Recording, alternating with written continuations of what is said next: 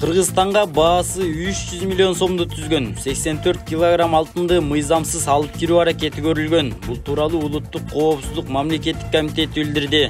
Маалыматка ылайык 17 апрелде ак жол товарларды чек арадан өткөрүү каттоо пунктунда Чүй облусунун аймагында ири алтын казуучу компаниялардын бирине бара жаткан жак үлгүсүндө унаа салмагы 84 килограммга жакын алтын менен кармалды. Унаанын Евразия экономика биримдигине мүчө мамлекеттерден товарларды алып келүүгө жана Кыргызстандын салык органдарында каттоодон өтүүгө тиешелүү болгон документтери жок болгон.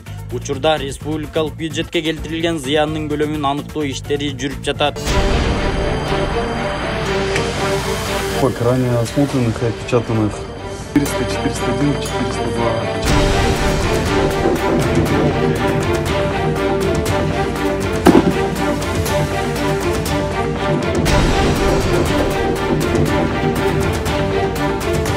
Так, данные вещественные доказательства будут изъяты и переданы в соответствующие подразделения ГКМБ Крымской Республики в целях сохранения.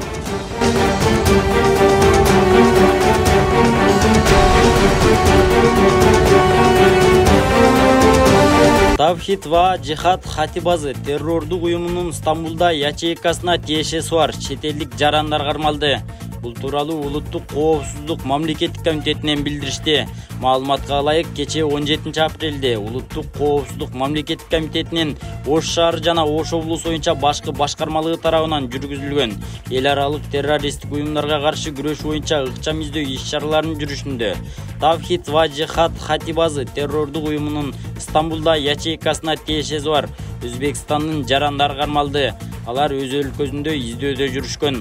Аталган жарандар башка кооптуу өлкөлөргө чыгып кетүү үчүн жасалма документтерди алуу максатында Кыргыз Республикасынын мамлекеттик чек арасын мыйзамсыз кесип өтүшкөн.